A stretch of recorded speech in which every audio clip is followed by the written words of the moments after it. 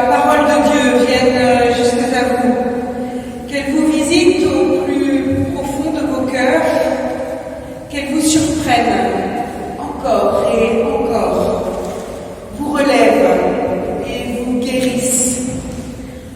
Voici venu le temps d'accueillir celui qui nous bénit et nous donne sa paix. Amen. Alors, ce matin, nous sommes heureux d'accueillir Michael Rivière à l'orgue, et puis Gilles qui partagera avec nous un psaume.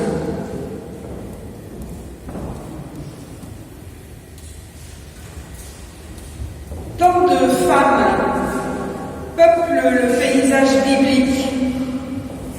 Leur visage se dévoile au fil des pages de l'Écriture.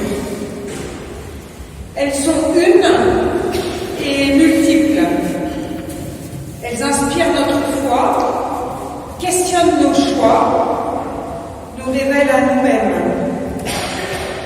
Célèbres ou anonymes, ces femmes, le temps passé en leur compagnie peut affûter nos curiosités et raviver notre goût de la vie.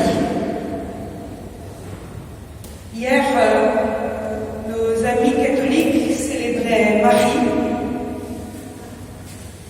Alors d'Ève, la vivante, à Marie, celle qui élève, de la bien-aimée du cantique des cantiques à la femme dite adultère dans l'évangile de Jean, en ne citant qu'elle, sans oublier toutes les autres. Elles sont le signe immuable de la présence de Dieu, au plus près de l'humanité. Elles sont le réceptacle de la vie. Et je vous invite à la louange.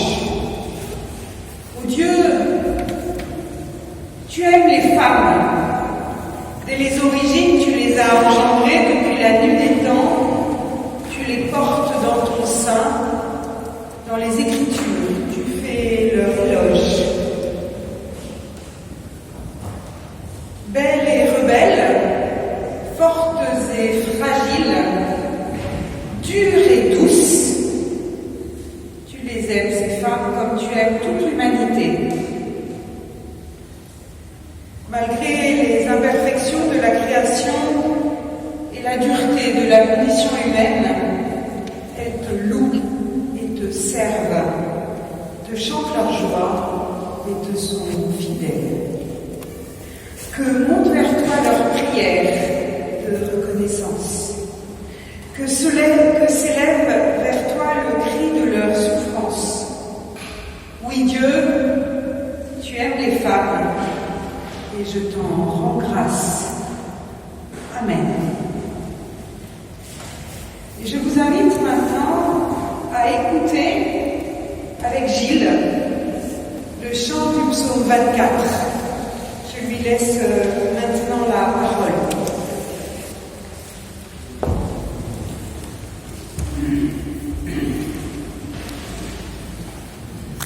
J'avais déjà chanté ce psaume longtemps, et là je ne chanterai pas en entier. Ce psaume, c'est le psaume qui a été fait pour l'entrée de l'arche de l'Alliance. David dansant devant la foule et ceux qui chantent. Et à un moment, aux deux derniers versets de ce psaume, on dit aussi vos têtes remportons, luisse éternelle de nouveau, s'y entrera le roi de gloire. Et quelqu'un dans la foule demandait qui est ce roi de gloire? On lui dit que c'est le Dieu des armées. Je vais chanter le premier verset qui est très court. Et j'aimerais ensuite, je ferai la guitare et ensuite. Les deux derniers, aussi vos têtes, si vous pouvez le chanter avec moi, sans la guitare, ce sera aussi bien. Je tiens juste à rappeler une chose, comme Madame le pasteur parlait des femmes, sachez que les psaumes sont le seul livre de la Bible qui n'a jamais été caché, même lorsqu'il y a eu des persécutions. Pourquoi? Parce que les protestants, les réformés, les connaissaient par cœur. On a caché la Bible, on a caché les Écritures. Et les gens, s'ils venaient au temple, c'était pas tellement entendre le sermon du pasteur, mais c'était pour chanter ensemble les psaumes et entendre ensemble la parole de Dieu. La terre au Seigneur appartient,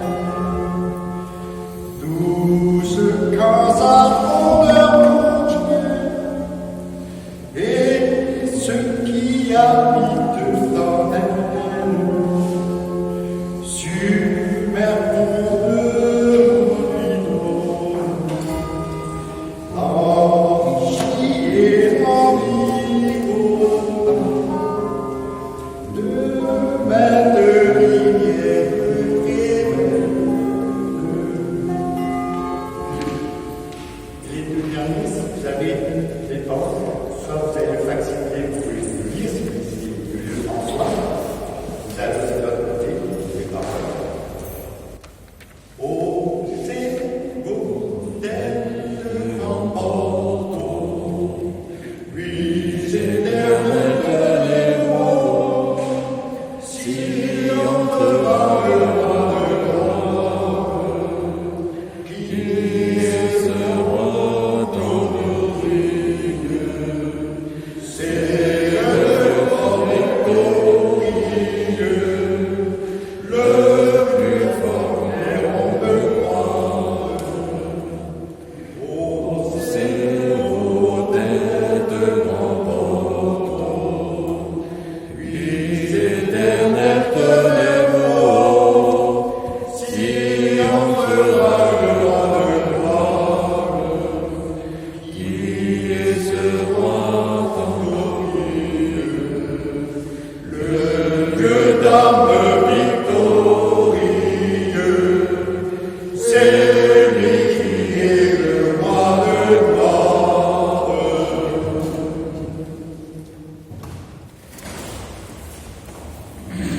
Merci beaucoup. Alors, je vais vous inviter maintenant à passer un moment avec une femme de la Bible. C'est le texte qui nous est proposé pour ce dimanche, dont je crois l'appel au secours retentit encore 2000 ans après. Elle vient d'une contrée au relief meurtri et aux blessures encore intactes. On la nomme la cananéenne ou la syrophénicienne. Pour moi, c'est la femme en miettes ou la femme des miettes. Alors je vous invite à écouter l'histoire de sa surprenante rencontre avec Jésus, selon le récit qu'en fait Matthieu, au chapitre 15 de son évangile, les versets 21 à 28. Et on le lit dans la Tobe, dans la version œcuménique de la Tobe. Jésus partit de là et se retira dans le territoire de Tyr et Sidon. Une femme cananéenne qui venait de ces contrées lui cria « Aie pitié de moi, Seigneur, fils de David. Ma fille est cruellement tourmentée par le démon. » Il ne lui répondit pas un mot. Ses disciples s'approchèrent et lui dirent « Renvoie-la, car elle crie derrière nous. » Il répondit « Je n'ai été envoyé qu'aux brebis perdues de la maison d'Israël. » Mais elle vint se prosterner aux pieds en disant « Seigneur, viens à mon secours. »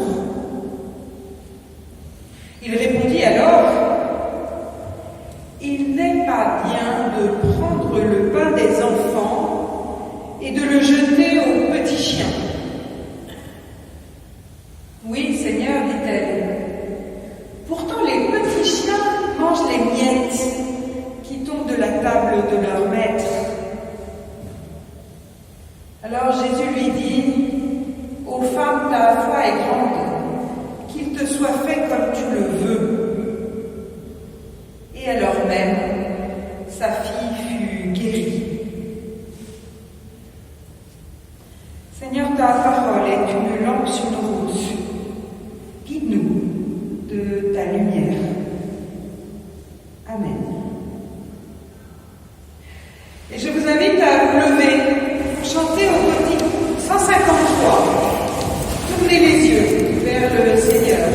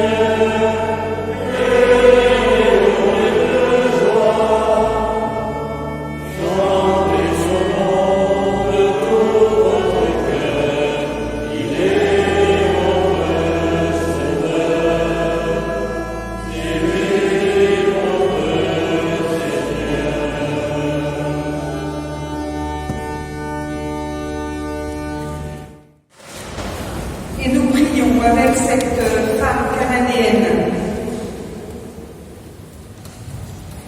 Seigneur, je m'approche de toi, mais comment te parler? Il se fait tard et tu sembles si fatigué. Je suis en miettes. Mes pensées se dispersent, mon cœur s'effrite, mon souffle s'épuise. Aie pitié de moi. Écoute-moi.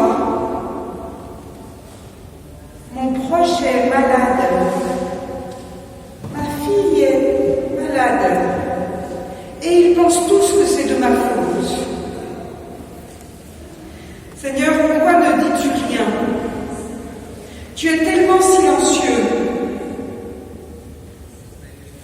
Ma douleur se répand devant moi et je m'incline. Seigneur, viens à mon secours. Viens à mon aide. C'est pour elle que je suis là devant toi. Seigneur, laisse parler ton cœur, rassemble les morceaux de son âme tourmentée. Seigneur, regarde-moi, parle-moi, fais-moi grâce. Amen.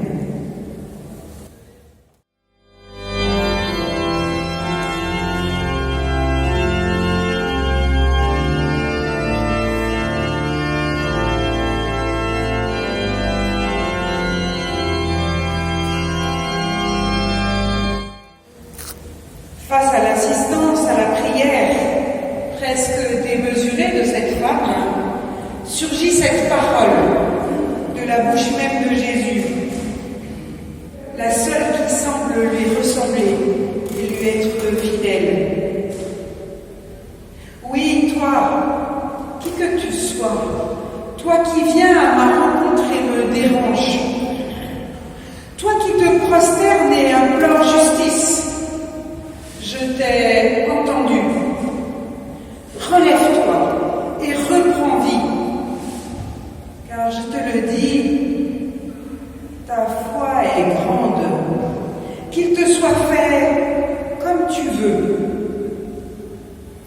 Et à l'heure même, sa fille fut guérie, conclut Matthieu dans son récit.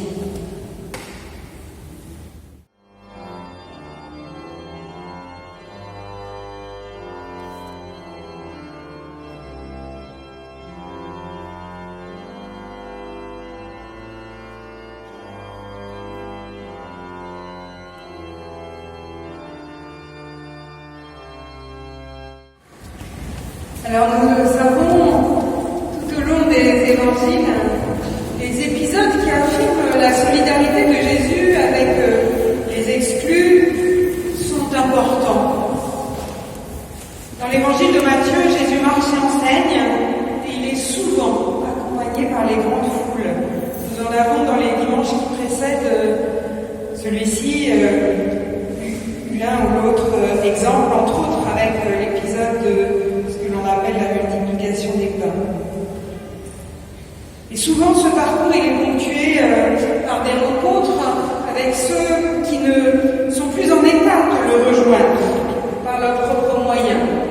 Les lépreux, les démoniaques, les paralysés, les femmes souffrant d'hémorragie, les aveugles, les muets. Ce sont les exclus de cette société qui les rejettent parce qu'ils sont impurs. Et donc, leur impureté peut mettre en danger, finalement, l'équilibre du système social, peut-être même idéologique, dans lequel se déroulent ces événements. Alors, je vous propose ce matin de vous arrêter sur le geste de cette femme qui vient à la rencontre de Jésus. Il faut juste se souvenir que juste avant ce récit, Jésus a une très forte altercation avec les pharisiens à propos de la question de ce qui est pur et de ce qui ne l'est pas. Du pur et de l'impur. C'est un long texte qui est juste avant cette rencontre. Et puis, après cette altercation avec les pharisiens, Jésus s'en va et il traverse la frontière. Il passe dans la région que l'on appelle la région de Tyr et Sidon. Il passe la frontière et donc il arrive en terre étrangère, païenne et impure, selon les critères des pharisiens. Et là, il va se retrouver face à une femme qui, selon les mêmes critères des pharisiens, constitue, on pourrait dire, un concentré d'impureté. D'abord, elle est femme, et ça c'est un haut degré d'impureté. Ensuite, elle est cananéenne, elle est étrangère, elle est païenne, et en plus, elle est mère d'une fille, ça c'est vraiment pas de chance pour elle. Et cette fille, elle est cruellement habitée par un démon. Donc vous voyez que par son statut social et familial, de mère d'une fille malade, par son sexe, par son son ethnie, par sa religion, elle est vraiment éloignée.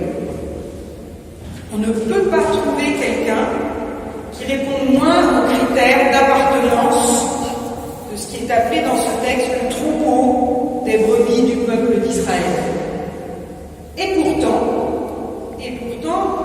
elle va déclencher un processus assez extraordinaire, un processus qui va être central dans l'évangile. D'ailleurs, notre texte se situe au centre de l'évangile de Matthieu, central dans ce qu'est pour moi la compréhension de la foi. Je vous invite donc à la suivre pas à pas, cette cananéenne. Alors, d'abord, cette femme, elle suit le groupe de Jésus et ses disciples, vous les imaginez, marchant sur un chemin, et puis elle est derrière, elle les suit et elle crie. Elle crie pour sa fille, bien sûr. Elle a dû, pour cela, sortir de chez elle. Et donc, d'une certaine façon, elle a déjà rompu les barrières qui lui étaient imposées. Elle a dû transgresser des interdits, parce que être mère d'une fille malade, ça voulait dire ne pas sortir de chez soi. Elle n'avait pas le droit de sortir de chez elle. Donc d'abord, elle sort, ensuite elle suit Jésus, et puis elle appelle Jésus fils de David. Et alors ça, je crois qu'on ne mesure pas ce que ça veut dire dans ce texte. Ça veut dire qu'elle prétend, cette femme, instaurer une relation entre un fils de roi et une fille impure, une fille malade et un fils de roi. C'est extrêmement prétentieux de sa part. C'est tout à fait illégal de faire ça, c'est tout à fait hors norme. Et à cette requête, Jésus reste silencieux. Est-ce que Jésus ne l'entend pas parce qu'il est encore dans sa discussion sur le pur et l'impur avec les pharisiens? Est-ce qu'il est fatigué de répondre aux demandes de tout le monde? Est-ce qu'il veut mettre cette femme à l'épreuve? Mais enfin, un Jésus qui profiterait de la situation dramatique de cette femme pour le mettre à l'épreuve, ça ne nous va pas très bien, la cohérence de l'évangile tel que nous le connaissons. Peut-être qu'il ne lui répond pas parce qu'il ne sait pas quoi dire, ni quoi faire, car cette femme lui pose un problème nouveau, qu'il n'avait jusqu'alors jamais rencontré. Annoncer la bonne nouvelle en terre étrangère à des étrangers. C'est nouveau dans le ministère de Jésus, à ce moment-là dans l'évangile de Matthieu. Il ne l'a jamais fait. Alors on pourrait imaginer que Jésus ne répond pas parce qu'il est dans un temps de réflexion, de surprise et qu'il a besoin de prendre le temps. Et c'est là où c'est intéressant de regarder le texte, parce que le texte ne nous dit rien de tout cela. Nous ne savons pas pourquoi Jésus reste en silence. Et il ne faut pas interpréter trop vite le texte. Il faut juste arrêter sur ce silence et le prendre comme il est. Alors les disciples, eux, ils ont une solution très rapide au problème. C'est beaucoup plus simple pour eux. Ils proposent de renvoyer cette femme, de l'éliminer, en gros, va-t'en de notre chemin, de ne pas entrer dans un échange avec elle. Et ce qui est amusant, enfin en tout cas pour moi c'est amusant, c'est qu'à partir du moment où les disciples pensent qu'il faut éliminer cette femme de leur chemin et du chemin de Jésus, qu'eux-mêmes disparaissent du texte. À ce moment-là, terminé pour les disciples dans ce texte-là, on ne nous en parle plus, il n'existe plus. Il n'y a plus que le face-à-face entre Jésus et cette femme qui vont rester tous les deux là. Donc après les cris de cette femme et le silence, c'est là où c'est intéressant, c'est qu'on assiste à, pour moi, un vrai partage d'évangile. Alors ça commence plutôt mal, très mal. Je n'ai été envoyé qu'aux brebis perdues de la maison d'Israël, dit Jésus. Bon, on ne sait pas à qui il dit cela. On ne sait pas à qui il dit ça. On imagine qu'il dit ça à cette femme, puisque les disciples n'apparaissent plus après dans le texte, mais peut-être sont-ils encore dans un petit coin. Quoi qu'il en soit, ce que dit Jésus, c'est qu'il existe un groupe dans lequel le partage, la notion de partage, est à réorganiser autrement, mais qu'en tout cas, il n'est pas prévu de sortir de ce groupe. C'est que ce groupe bien précis qu'il est là. Jésus est dans un nouveau territoire, mais c'est comme s'il avait emporté sa maison avec lui, la maison d'Israël. C'est de sa maison qu'il parle, c'est dans sa maison qu'il veut partager. Et il est en face d'une femme qui elle aussi a quitté sa maison pour sortir et venir suivre Jésus. Et elle s'est mise en chemin derrière lui. Elle a aussi changé de position. Elle n'est plus derrière le groupe à ce moment-là, mais elle vient face à face avec Jésus. Elle vient s'agenouiller devant lui. Et cette fois, elle ne demande plus pour sa fille malade, mais elle demande pour elle. Seigneur, viens à mon secours. Et voilà que Jésus la répond. Et il passe d'un groupe de brebis perdues, ou non, dont on fait partie ou non, à deux groupes, les enfants et les chiens. Il n'est pas bien de prendre le pain des enfants pour le jeter aux petits chiens. En gros, ce que Jésus dit à cette femme, c'est ce que j'ai et que je donne, c'est pour ma maison, mes enfants, pas pour les autres, les petits chiens. Je ne suis pas venu pour toi et les tiens, dit-il à cette femme. Tu ne fais pas partie de ceux qui ont droit à mon évangile.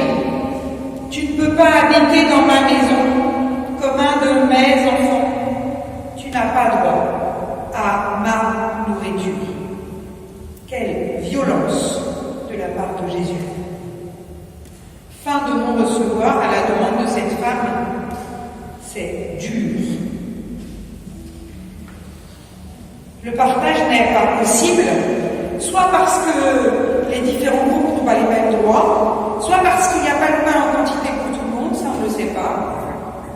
Ou alors c'est impossible simplement parce que ça ne se fait pas et que ce n'est pas la coutume. Ça ne se fait pas de donner du pain aux chiens.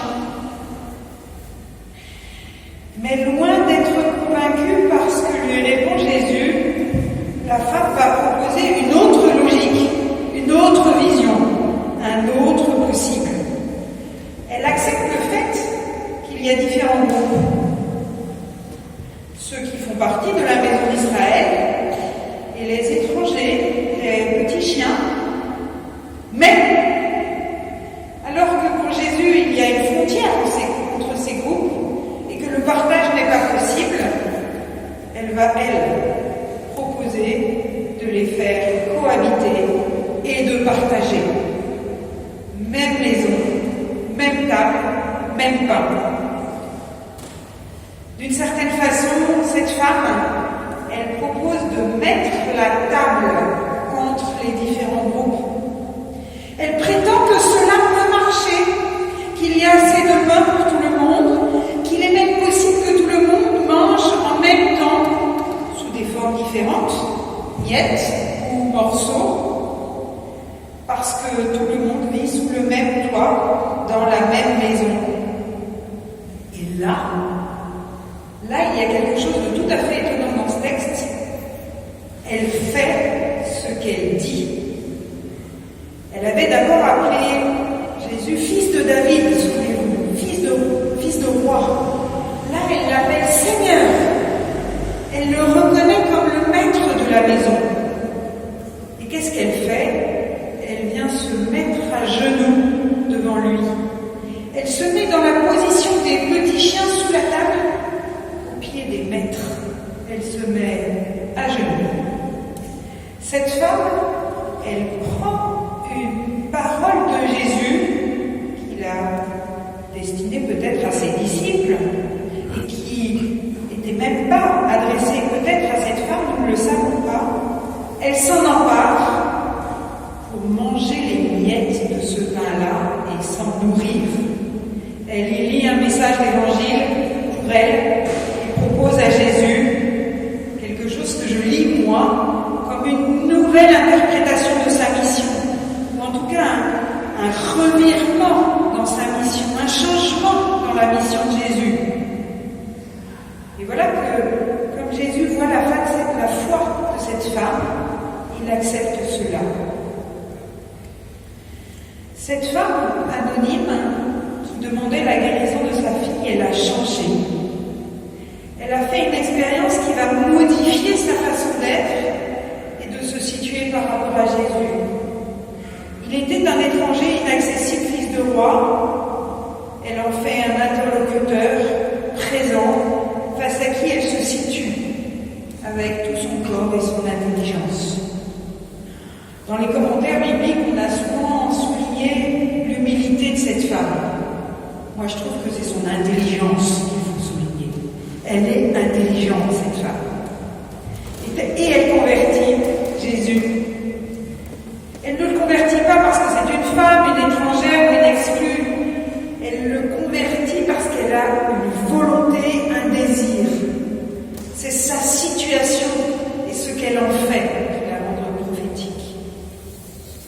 Et d'ailleurs, Jésus lui aussi change sa façon de voir. La bonne nouvelle du royaume n'est plus réservée à un peuple, à une religion, à une catégorie de gens. Elle n'est pas pour plus tard. C'est maintenant et pour tout le monde. Alors juste, après ce long travail du texte, je vous propose 2 ou 3 remarques, quelques petites remarques. Pas des commentaires, mais juste des petites remarques pour nous aujourd'hui.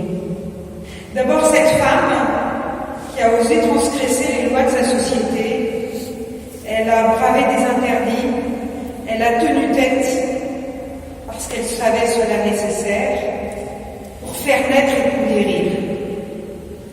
Je crois que cette femme, elle nous dit que parfois il faut transgresser, que parfois il faut braver des interdits, et que pour cela, il faut avoir du courage.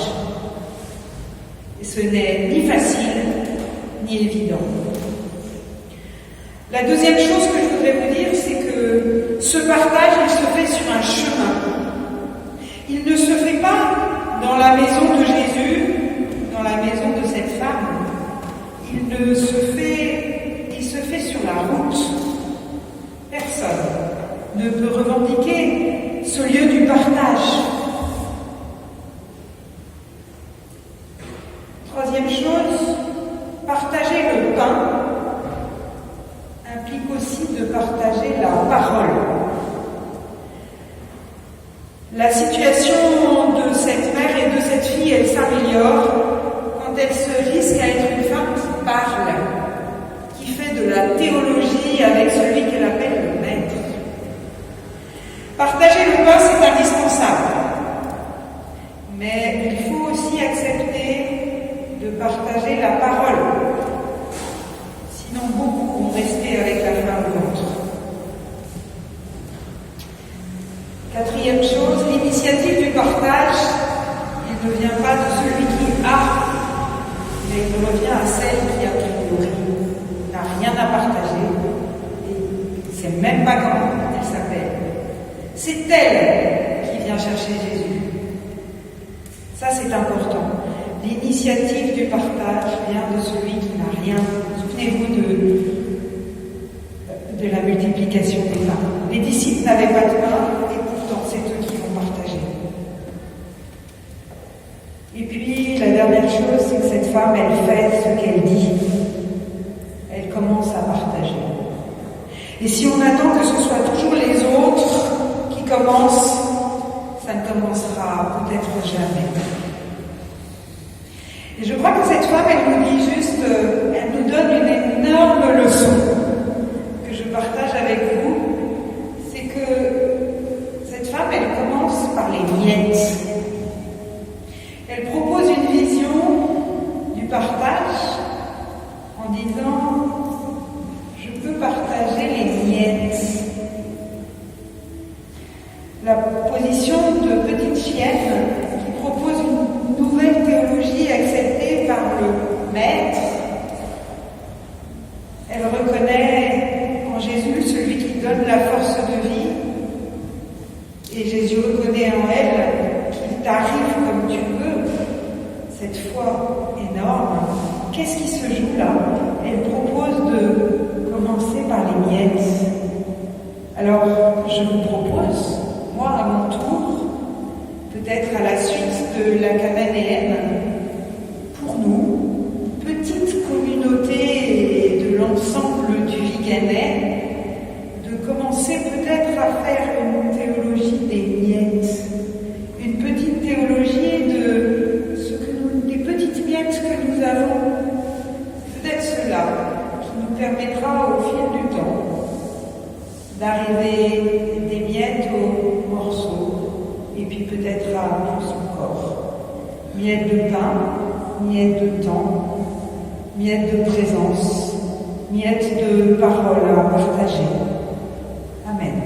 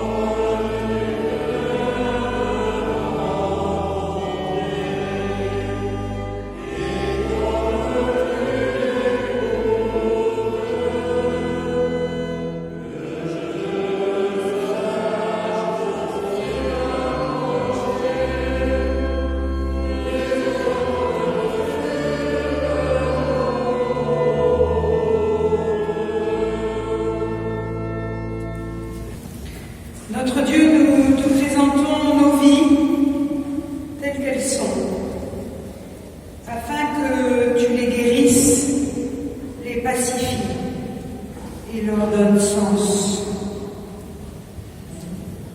Nous voulons te prier maintenant pour toutes les mères qui soignent un enfant malade,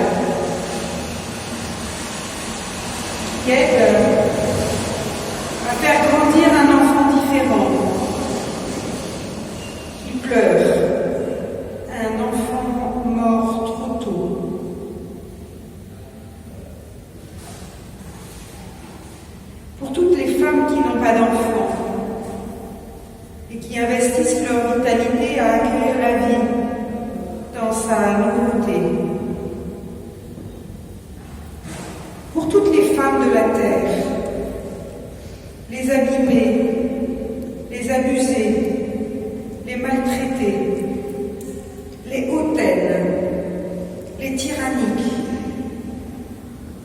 égarées, les épanouies, les généreuses, les amicales.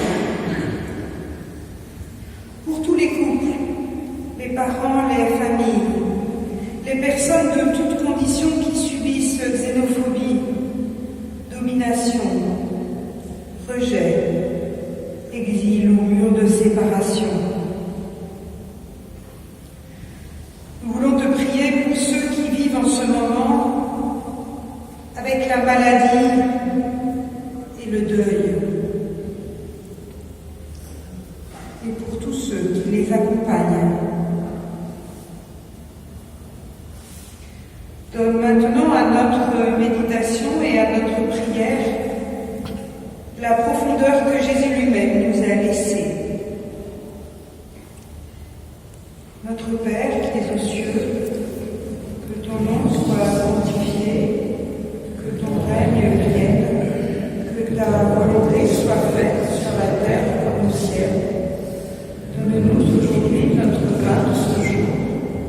Pardonne-nous nos offenses, comme nous pardonnons aussi à ceux qui nous ont offensés, et ne nous laisse pas entrer dans la tentation, mais délivre-nous du mal, car c'est à toi qu'appartiennent le règne, la puissance et la gloire, pour les siècles des siècles.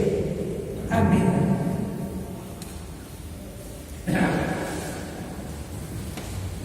Et nous entendons maintenant les paroles de bénédiction. Je vous propose d'entendre une bénédiction écrite par sœur Myriam, qui fut prieure des diaconesses de Reuilly.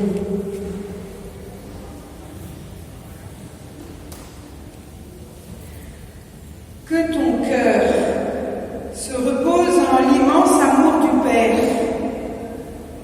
que sa face pleine de clarté illumine le dehors et le dedans de ta vie, que les années, les saisons et les heures ne puissent s'écouler sans que s'éclaire ta connaissance, que parole et silence ne te séparent jamais de tes frères et sœurs, et que sur la terre te soit donné un cœur qui ait de Dieu le souvenir et l'humble garde de tendresse. Amen.